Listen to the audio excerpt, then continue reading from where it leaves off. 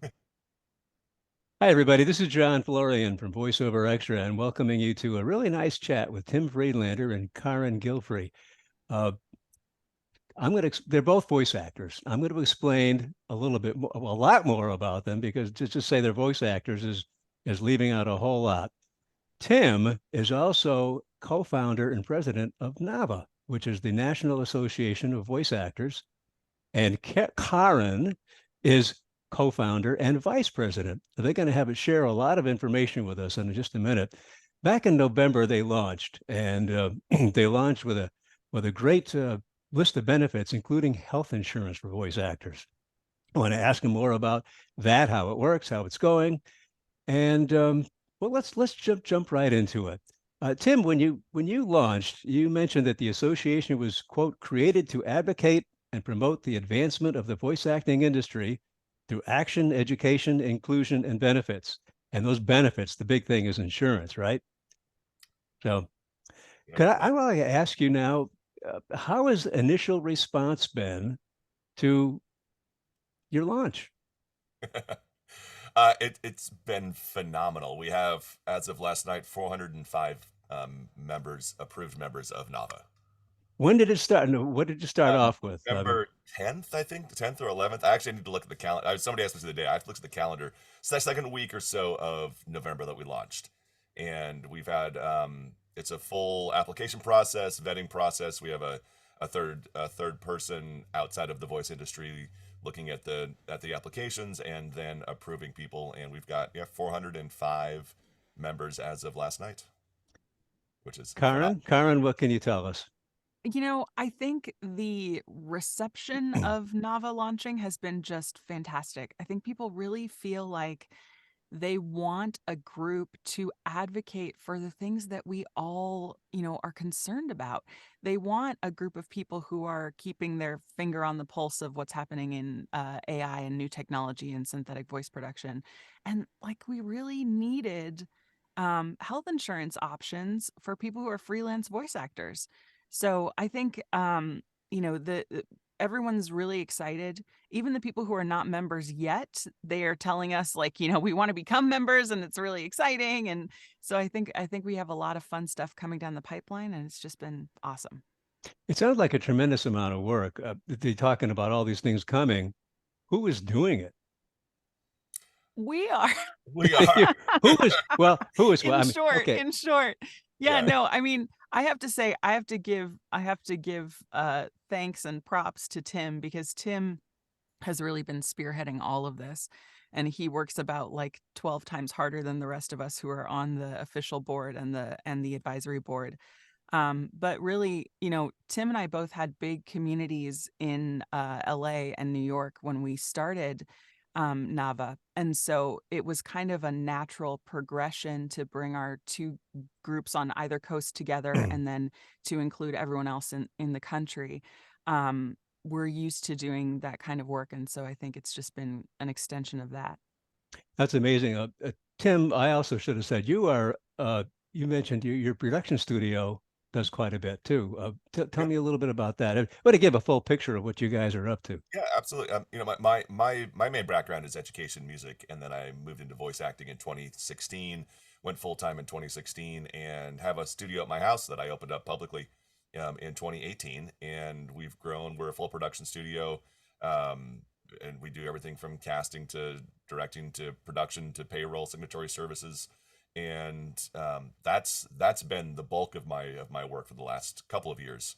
That's been my full time work, along with voice acting and music and various other things that I try and be involved in. But yeah, we got three studios in Los Angeles. Opened a brand new one about 3 weeks ago, in a brand new location in Woodland Hills. So we are Very now nice. three Very studios nice. strong in And LA. Yeah. if that's not enough, you were also a partner in the voiceover resource guide. Yeah, yep. Jay Preston and I own the VoiceOver Resource Guide. We run that, which we're relaunching. We relaunched the print edition in June of last year, and then we have a brand new website, which we are so excited to get out on out there, which will be out. Fingers crossed by the end of January. We'll have a brand new national database that's going to be pretty amazing. So we're Well, pretty. congratulations. So That's a you're whole other. you're you're somebody who doesn't sleep. Karen, what about you? Let's hear about your I background. also do not sleep. I live on coffee. Yeah. No, I have two little kids. They're 5 and 3, so they take up a lot of time. But I also, in addition to having a full voiceover career, I do lots of commercials and video games and e-training and narration and stuff like that. I also am the co-chair of the Vocation Conference, which is coming up next month in Cancun, which is going to be really fun. Ooh, And Vocation is dedicated to just the business side of all things voiceover. So we have no performance classes. It's all contracts and negotiation and learning to work well with your reps and home studios and things that are not performance related that make up so much of what we do as voice actors. So we've got a lot of stuff. Yeah. phenomenal, A lot of phenomenal. stuff going I on. should also mention, your treasurer is, am I saying this right? Tony Senatore, Yep, Tony Senator. Senator, and secretary Michelle Haynes. Actually, we just voted in a new secretary on Okay. at our board meeting on Friday. It's Matthew Parham is our secretary for going forward.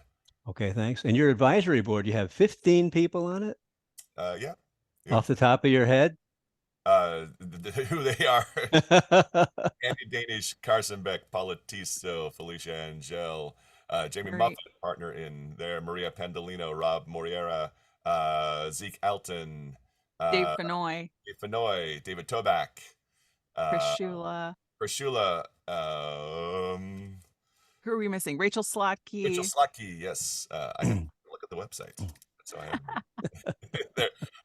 there. We picked a lot of people, but we wanted to represent as much of the industry as possible, and we're still hopefully going to, as we go in and add, we have some what I kind of see as blind spots in the industry that I want to try and fill. And okay, let's see who else. Carson Beck, Sissy Jones. Sissy Jones is on there. Jake Michael Preston, Scott. Michael Scott, Jennifer Sutton Bell, Miranda Parkin, and that would be everybody. So we really wanted to. I wanted to find people across all genres, but also across all what I consider, I guess, generations of this, and not age wise, but experience in the industry. So Matthew Parham, who's our secretary, has been in voiceover. He did his he's been in voiceover for a year. So if that, and he just started a while ago, but he's just jumped in with both feet and is working really, really hard and brings a perspective to this industry that none of us have because we've been in it for years or decades. Yeah. And Miranda Parkin is a creator, a producer, Sure. And a whole perspective that no one else in this advisory, or Hmm. really a lot of the community is going to bring. So Very Yeah, nice we have mix. people who work primarily in audiobooks. We have people who work a lot in video games. We have people who are very active members of SAG-AFTRA. We have people who are completely non-union. We have people who are FICOR. The idea putting together the advisory board was to get as many different perspectives as possible so that we can kind of be attuned to everything that's happening in the industry, even the things that Tim and I don't do often. Okay. I'm going to get to the big thing, insurance. Okay. When you told me that you guys have been working on this for 2 years to get a program going. yeah. How is it going? Is anybody biting? Anybody doing it? And what's it all about? Well, it is health insurance. Yeah. Okay. Goodbye. Yeah, exactly. Uh, I've learned a lot in the last couple of years.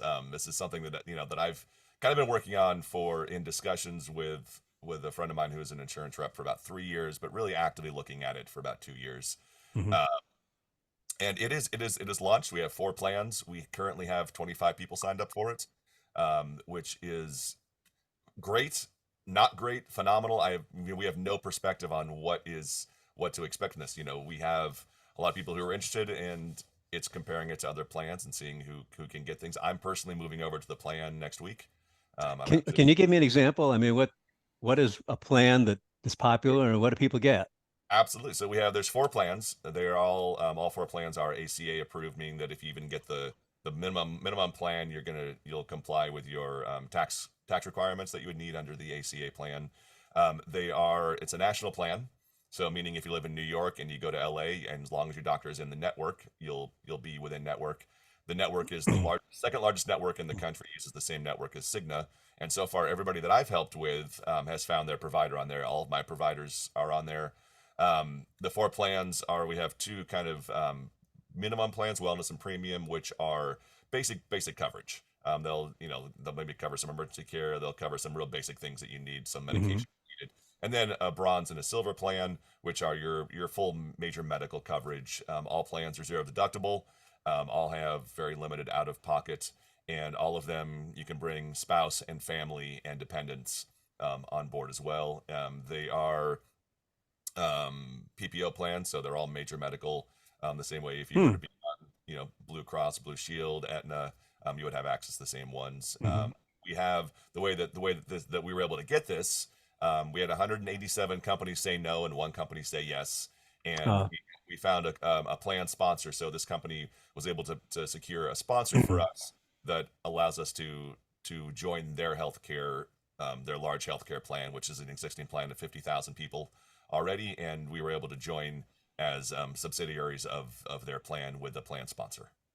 So comparably, price-wise, how does that compare price-wise? Price-wise, the bottom plan is the very entry-level plan is, I'm going to pull up the page, make sure I have it. It's $138 a month.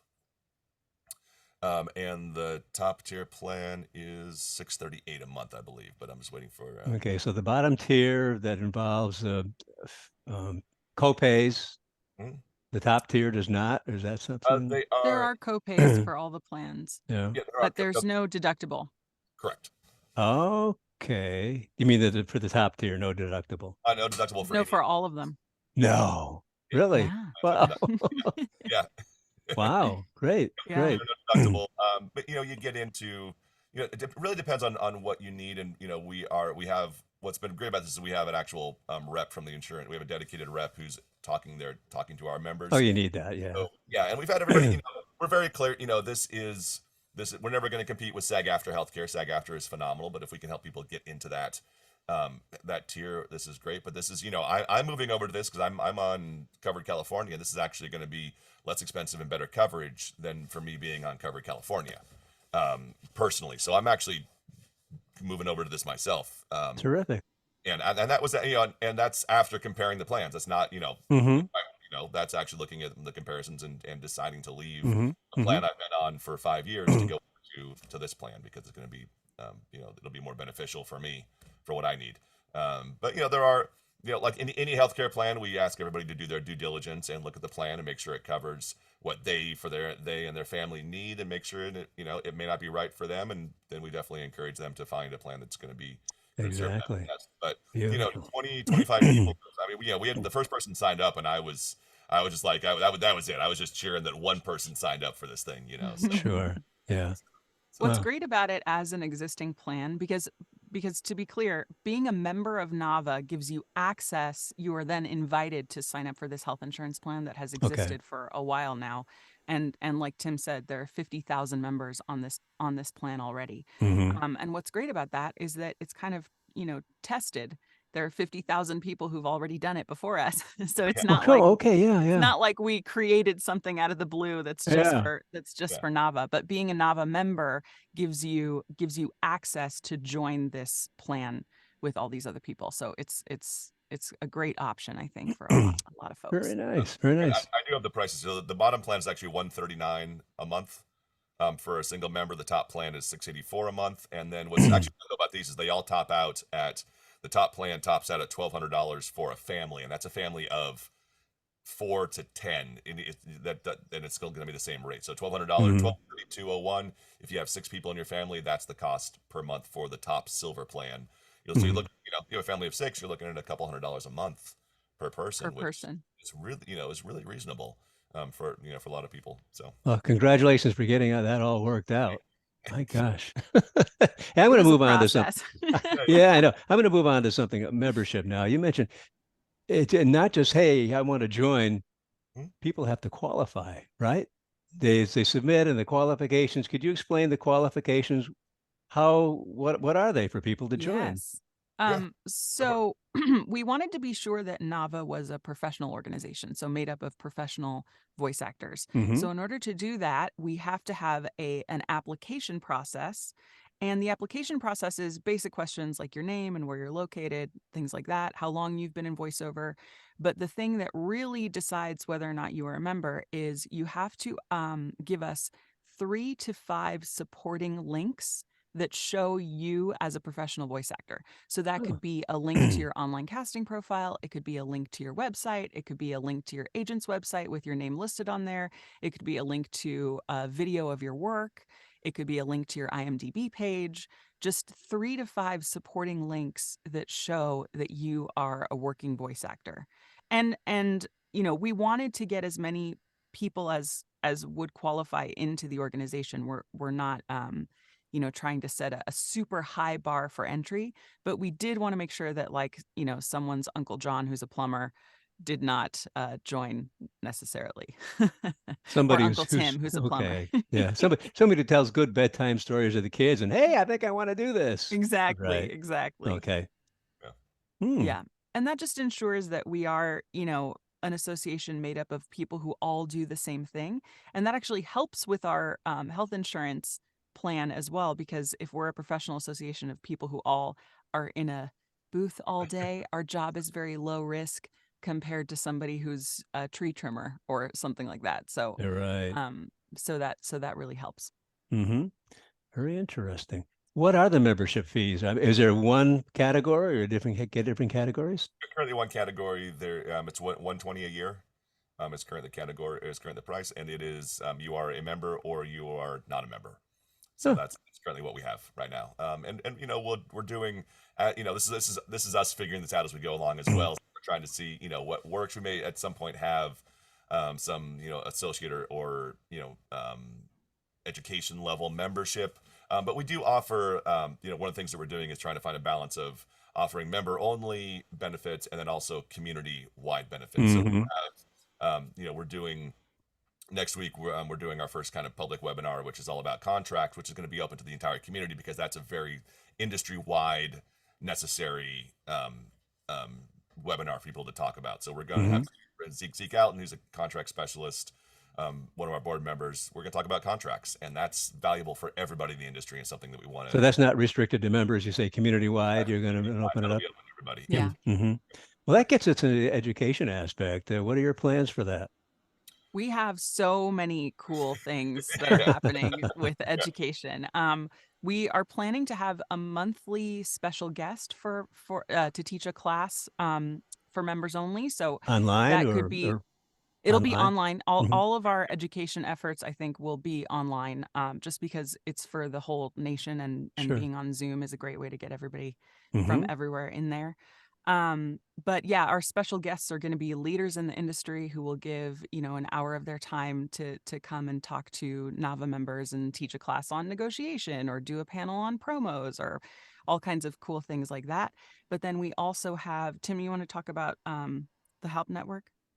We partnered with the Help. The Help Network is one of our featured partners, and they're going to be providing once a month member only classes for Nava members, specifically tailored towards Nava members. So we'll have our special guests. We'll have Help Network special guests. We're going to have a vocal health webinar, and then we're going to have contracts webinar. And our plan is to it's a lot of content for us to provide, but the plan is to do one webinar of some kind a week, one education class a week Mm-hmm. Mm-hmm. throughout the year with big variety. And part of this is is us looking at what we've trained in over the years and trying to find things that we see that we would like to know more about or that haven't been offered, and try and fill in these gaps, these holes that are not being offered by other groups. Mm-hmm. A beneficial spot to fit.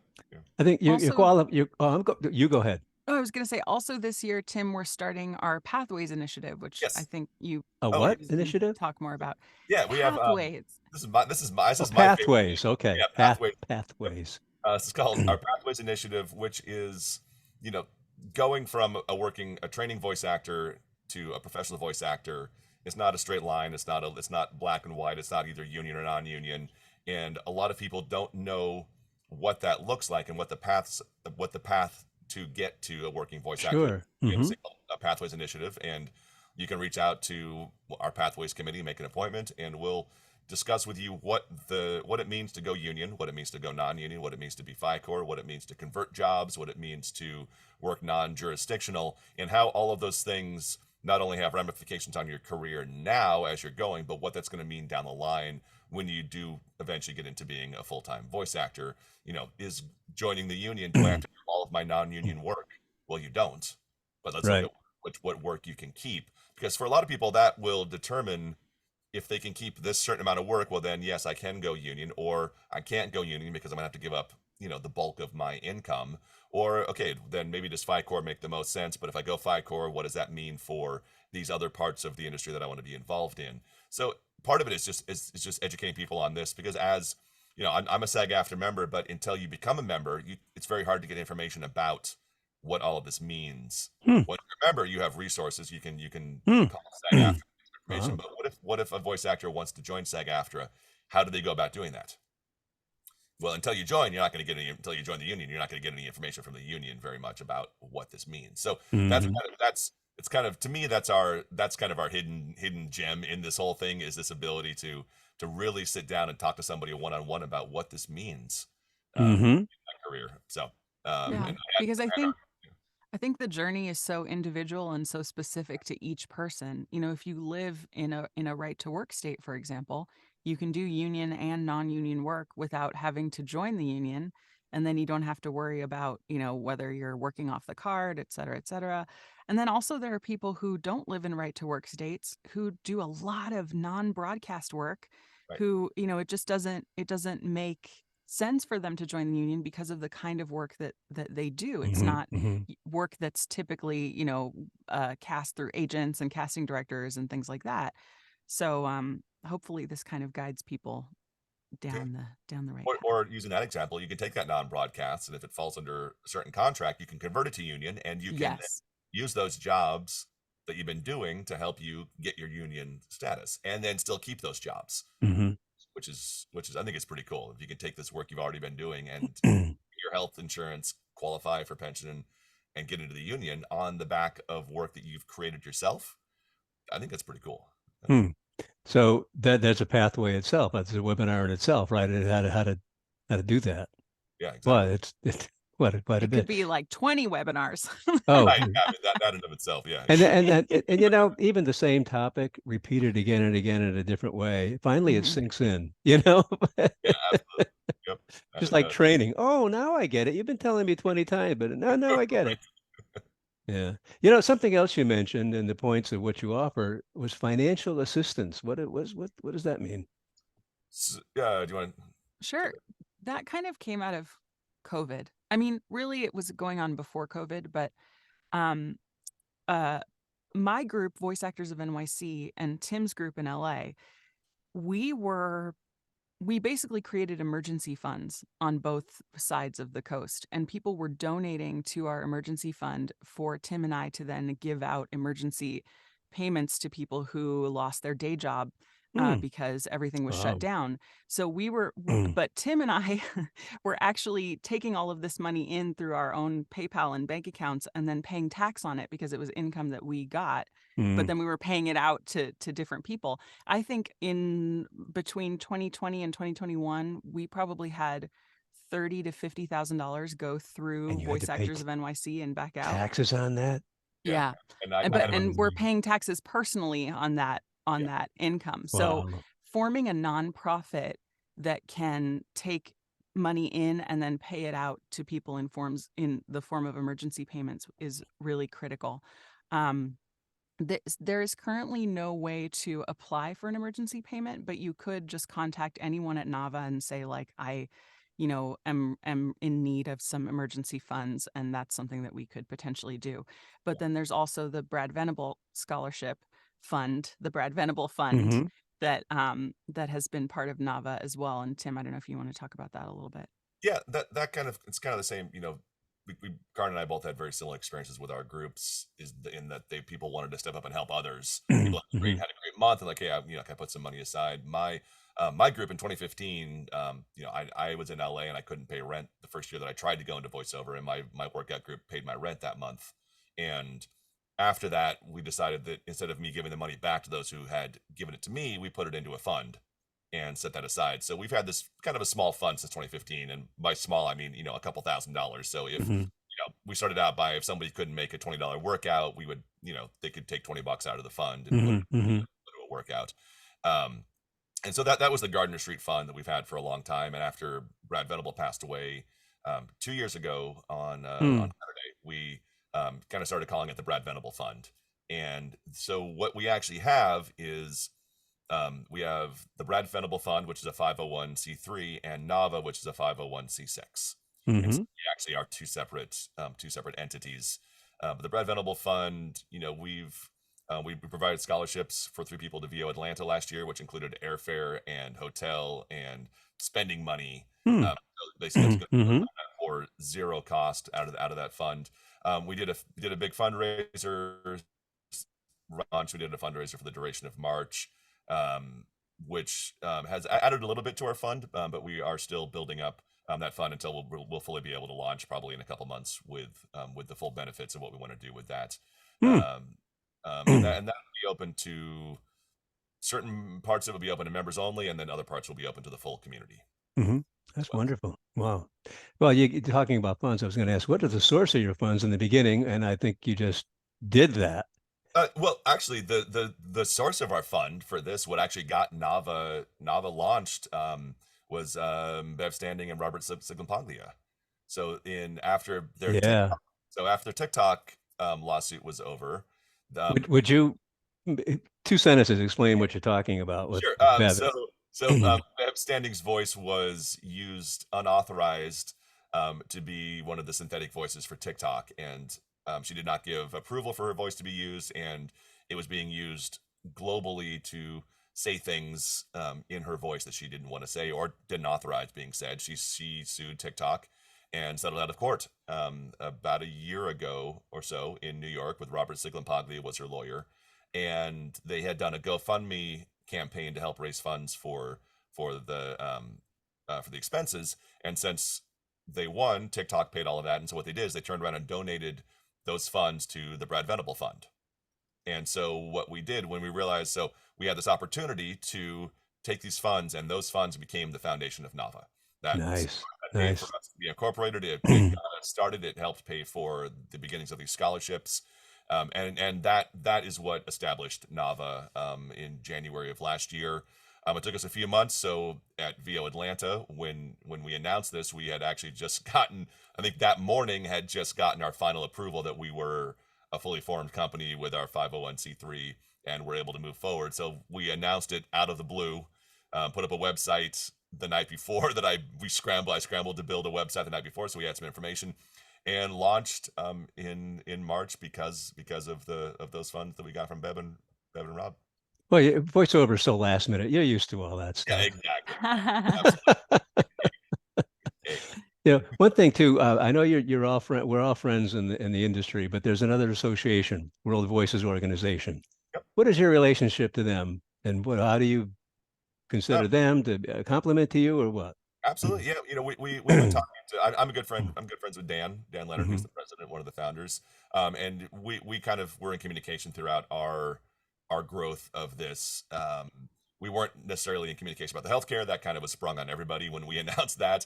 But as far as Nava and our growth and our kind of launch in this industry, we presented it to Dan before we launched, and his response was, "Oh, that sounds great. It complements what we're doing. It's a different part of the industry than what we're working in." They're definitely they're in more of the non-broadcast kind of industrial e-learning category. They're also World Voices. We are a national organization that we do have. If people from outside the country would like to join, they can. Though some benefits are obviously healthcare are U.S. based only. But also one of the big things that Wovo does that we're not doing is they've got an online cast site. They've got their voiceover.biz, and they're trying to actively connect buyers and voice actors, which is something that we're not doing. Not in the business of casting or getting people work. That's not part of that's one of the things that we don't do, is help our talent get work or provide opportunities. We currently isn't something that we do, which Wovo does. It's their 10-year anniversary this year too. So which is awesome. Great. Yeah. Our motto is really, voice actor first. and I think that goes also hand in hand with our relationship to SAG-AFTRA. If you're a member of SAG-AFTRA, you can also be a member of Nava. The two go hand in hand, and the same with WOBO. The more organizations that exist that are good for voice actors and put voice actors first and make our voices heard, I think the better. Good information and good education is good information and good education, no matter where it comes from. And yeah, we were excited about the stuff WOBO's doing. We're excited about the stuff SAG-AFTRA's doing with us. I mean, not with Nava, but I mean with voice The actors in voiceovers, general. yeah. And we're just happy to be a part of that. Wonderful. Tim, I wonder, would you want to share your screen and show us the Nava website? Would that help for Sure. any more insight to anything? Yeah, let's take a look. Let me get out of Sure, sure. let me Hmm. get out of the admin profile to show all of the secret hidden pages Hmm.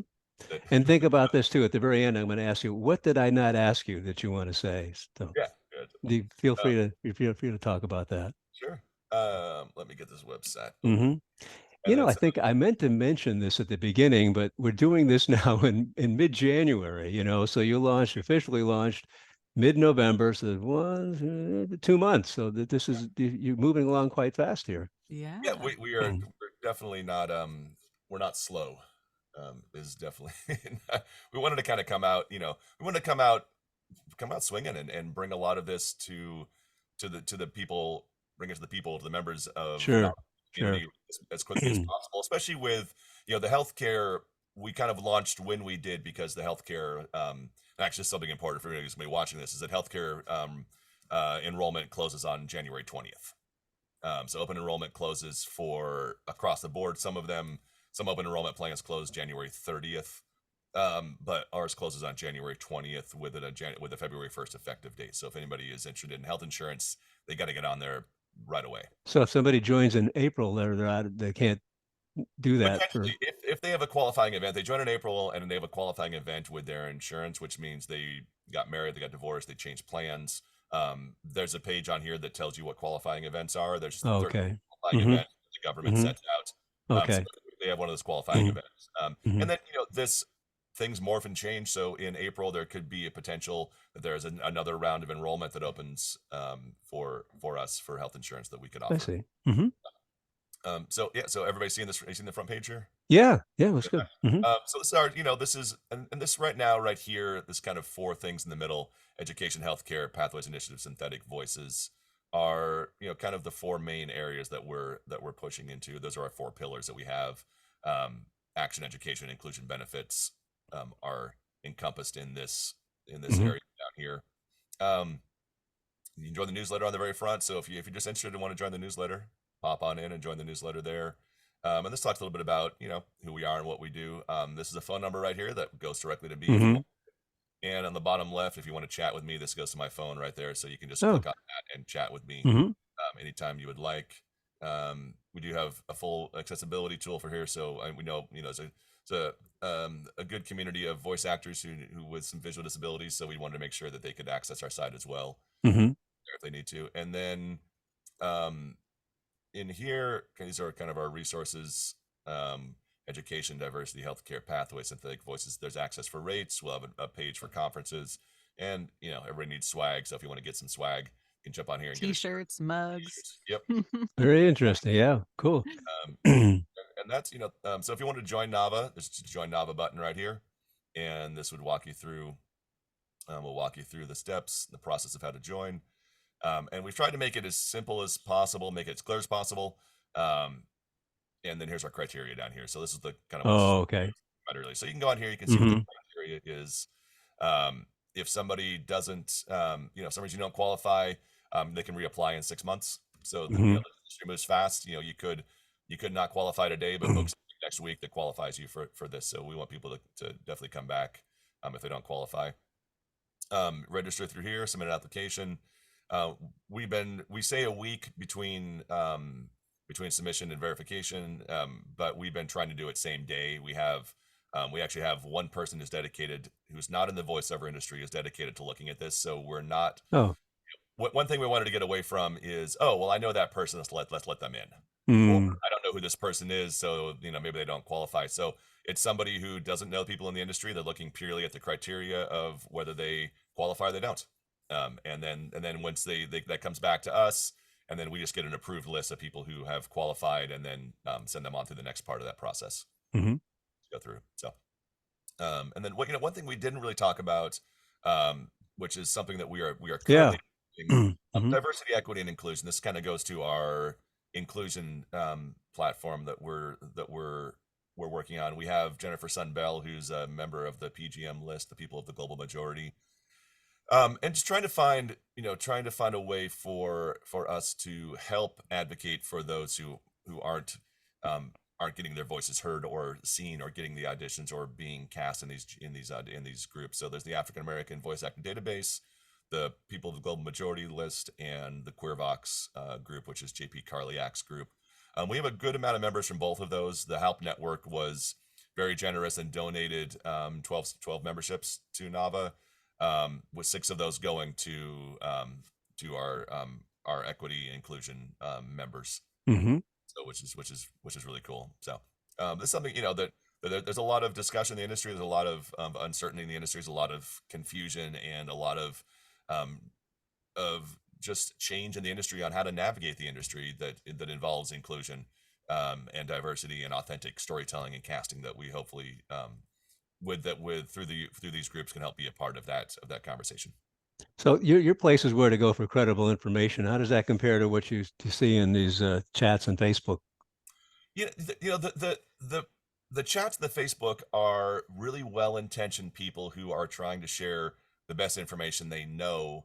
But a lot of people work in, and this is exactly why we have the board that we do, is that not everything is so nuanced in different genres in different areas in different states that literally one thing that works in Los Angeles is not going to work in Texas. And you can give information based on what I know is going to work here, but if we need somebody on the ground who actually knows. And lots of people have the best intentions, and they think they've learned something and they want to share that information. It's not necessarily going to be the most effective information for somebody, or it's not really even maybe going to be the best correct information for somebody. Right. Mm-hmm. And so really it's just there's a lot of, I think it's one of the great things about the voiceover industry is that everybody just really is so helpful. They want to help, they want to share information, they want to share what they've learned. And a lot of times you get conflicting information, you get just flat out wrong information because somebody just learned it wrong and they wanted to share it. And a lot of times you get, not a lot of times. One thing I say about the voiceover industry is not a huge amount of self-promotion bias for their own businesses. But there is, but some people are going to share information that is, well, of course, if you come and take my class, you'll get all these answers. If you come and work with this person as a coach, you'll get the correct answers. Only work with this person. And that's something we want to help educate people on, is yes, where to get reliable and trustworthy information that's going to be beneficial to you in your business. Mm-hmm. I think it was Christian Lance that said at one of our vocation conferences at one point, being a voice actor is kind of like being a driver, where like there are lots of different kinds of drivers. There are truck drivers, there are Uber drivers, there are Formula One race car drivers, there are people who love fast cars, and there are people who just need to take their family around. And to say, I'm a driver, so I can tell you that you absolutely need a pit crew is Right. not something that an Uber driver needs, right? Mm-hmm. So we all do the same job, but we all work in many different ways, and someone's information might be great for them, but not necessarily right for everyone across the board. Mm-hmm. Wow. Okay, we're getting to the end of here. What did I not ask you? Well, What do you want people to know? So this page just happens to be up here, but I think one of the big discussions that we've had, Karin and I have had since the beginning of this, and something that's been on people's minds, is this synthetic AI voice, the change that's happening in the industry. And we have a committee called the Vocal Variants, which is just dealing specifically with AI and synthetic voices. This group it's Zeke Alton, Yearly Lowenthal, Brock Powell, Stephanie Shea, Courtney Taylor, Keith Farley, David Arrigo Jr., people who are working actively in this industry right now, who are trying to figure out a way to navigate the synthetic AI world. Chris Shula is on our board, who is an audiobook narrator who is very intimately aware of what's happening with synthetic voices moving into AI. So we're hopefully what we can do is be the advocates for the voice actors in the synthetic AI evolution that's coming forward. That is happening, that is here, that has happened, is not going to stop. But the voice actors themselves, the little voices of these synthetic voices, are not being involved in this conversation, and we want to put ourselves in a position to help advocate for voice actors very specifically in this synthetic AI realm. What is the advocacy going to do? I mean, who do you advocate to? What are you going to change? That's a great Where? question. So our official, our official response is that we are not anti-AI, we are pro voiceover. And we want to make sure that we have a seat at the table. Now, this could be with Apple, this could be with Audible, this could Okay. be with anybody out there. Karin and I both think big. I want to have a sit down with Apple. I want to have a sit down with these companies that are literally changing the face of our industry behind our backs or in front of our faces. We just don't have any control over it. And so we're doing that by, we're being very proactive of trying to go out and make statements to, publications that are writing about AI, and we're presenting a statement to them about the position of voice actors. There has to be a place for AI in voiceover because it is here. And if we don't make a place for it and figure out how to work it in a way that is beneficial for voice actors are going to be eliminated from the conversation, and we're going to lose our ability to be professional voice actors. And so we're trying to find a way to make sure that doesn't happen. I think the other big piece of the puzzle is education for voice actors. A lot of people don't understand what this technology is. They don't understand what to look out for in contracts. They don't actually understand how the technology works and all the different ways that synthetic voices can be made, all the different ways that they can involve voice actors. Like, for example, speech-to-speech technology is something that will still require actors.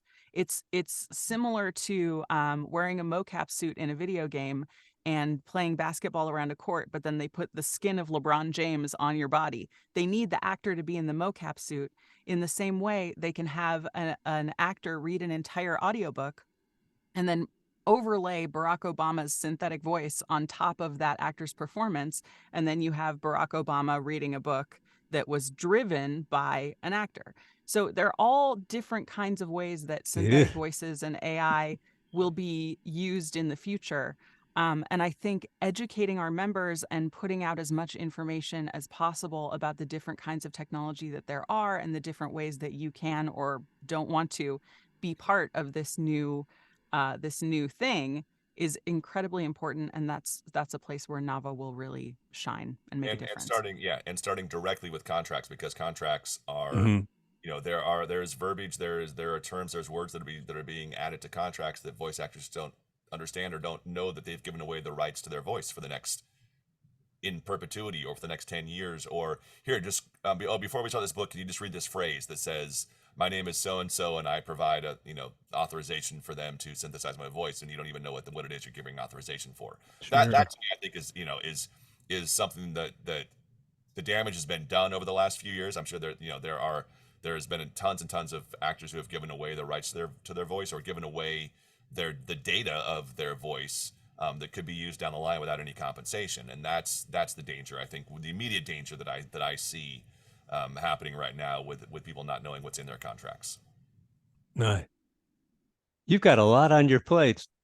Yeah. Both of you, the whole group. It's true. But I think the thing that Tim and I both feel is that we love our job. We love the voiceover community. And we're doing this because we love our friends and we know what it's like to start, and we wish that there were resources like this when we started. Sure. And it is a labor of love. It's a lot of labor, but it's a labor of love, and we do it gladly. Group. Yeah. Huh? This is the easiest thing I've done in a long time, because we have a great team, and with Karin and I both are able to be, between the two of us, we're able to get everything done. So that makes it's not just one person doing it, but the board is phenomenal. We have a great board that we can rely on to help us navigate this whole thing. And it's this launch was the easiest thing I've done in a long time. So wow, phenomenal. Well, I could feel your energy, your enthusiasm. You're so credible, and you're leaders. You're tremendous leaders, and I thank you very much. Thank you. Yeah. Thank you. Thanks for being with us, and of course, VoiceOverXtra is open to you anytime, all the time. Anytime you want to get a message across, just let us know. Yeah. Thank you so much. Okay. So Awesome. we're going to sign out now, and I wish you well with all the flooding going on in California now. Yeah. It started raining Thanks. harder while we Wow. were talking. Yeah. Okay. Okay. Take care. Awesome. Thanks, John.